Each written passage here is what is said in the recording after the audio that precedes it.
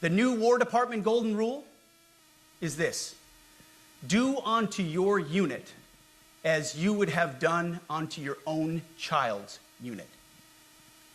Would you want him serving with fat or unfit or undertrained troops? Or alongside people who can't meet basic standards? Or in a unit where standards were lowered so certain types of troops could make it in? In a unit where leaders were promoted for reasons other than merit, performance, and warfighting? The answer is not just no, it's hell no. This means at the War Department, first and foremost, we must restore a ruthless, dispassionate, and common sense application of standards. I don't want my son serving alongside troops who are out of shape, or in combat unit with females who can't meet the same combat arms physical standards as men, or troops who are not fully proficient on their assigned weapons, platform, or task, or under a leader who was the first, but not the best. Standards must be uniform, gender neutral, and high. If not, they're not standards. They're just suggestions. Suggestions that get our sons and daughters killed. When it comes to combat arms units, and there are many different stripes across our joint force, the era of politically correct, overly sensitive, don't hurt anyone's feelings leadership ends right now. At every level, either you can meet the standard, either you can do the job, either you are disciplined, fit, and trained, or you are out. And that's why today, at my direction, and this is the first of 10 Department of War directives that are arriving at your commands as we speak and in your inbox. Today, at my direction, each service will ensure that every requirement for every combat MOS, for every designated combat arms position, returns to the highest male standard only. Because this job is life or death. Standards must be met. And not just met, at every level we should seek to exceed the standard, to push the envelope, to compete. It's common sense and core to who we are and what we do. It should be in our DNA. Today at my direction, we are also adding a combat field test for combat arms units that must be executable in any environment at any time and with combat equipment. These tests, they'll look familiar. They'll resemble the Army Expert Physical Fitness Assessment or the Marine Corps Combat Fitness Test. I'm also directing that warfighters in combat jobs execute their service fitness test at a gender-neutral, age-normed male standard scored above 70%. It all starts with physical fitness and appearance.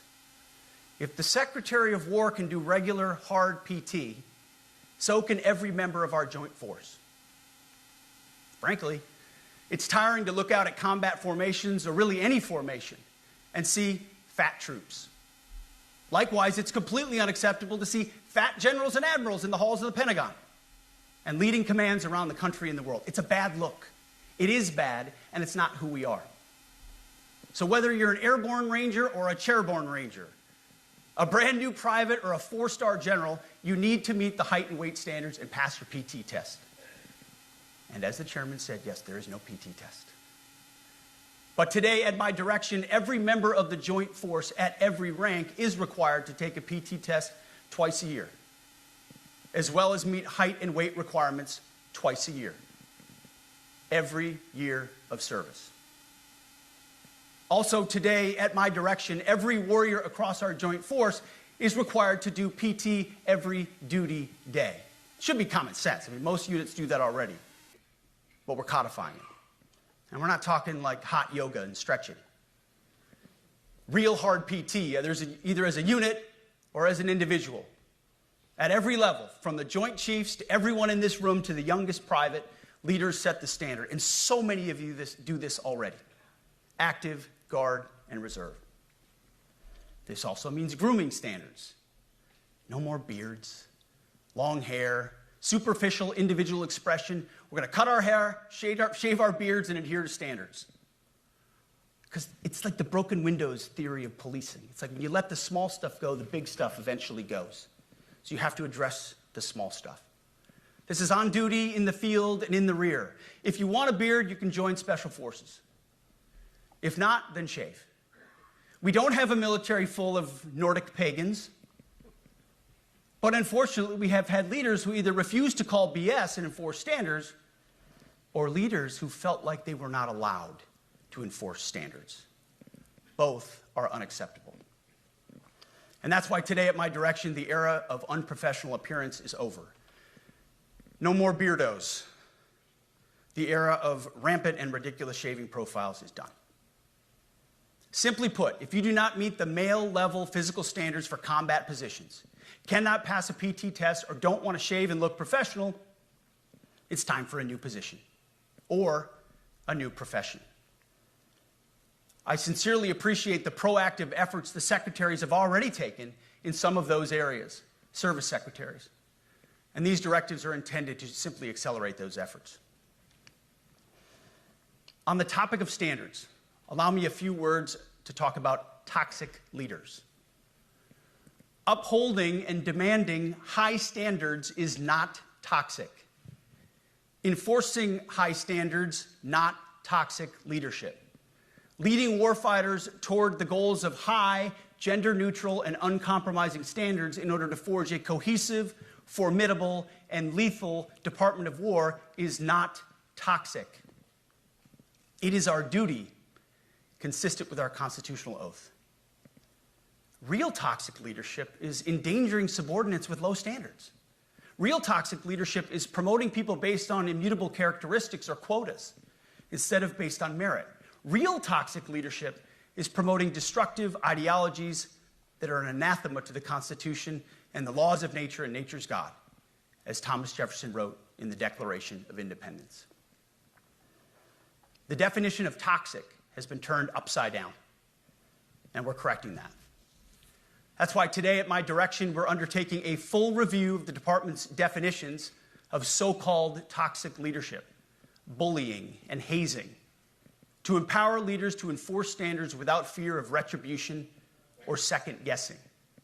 Of course, you can't do like nasty bullying and hazing. We're talking about words like bullying and hazing and toxic. They've been weaponized and bastardized inside our formations, undercutting commanders and NCOs. No more. Setting, achieving, and maintaining high standards is what you all do. And if that makes me toxic, then so be it.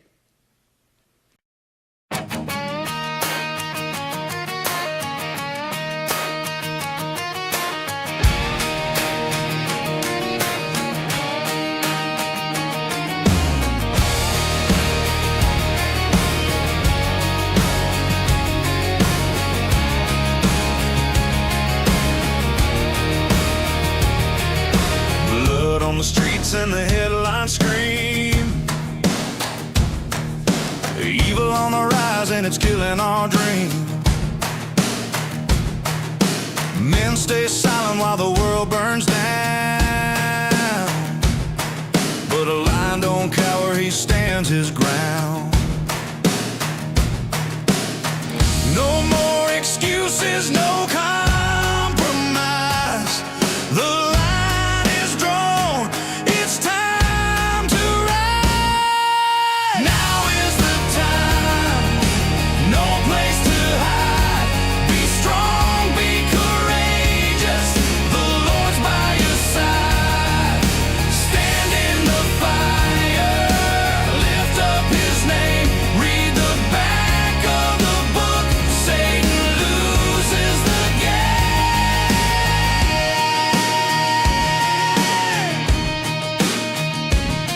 stop bowing down to the lies they sell.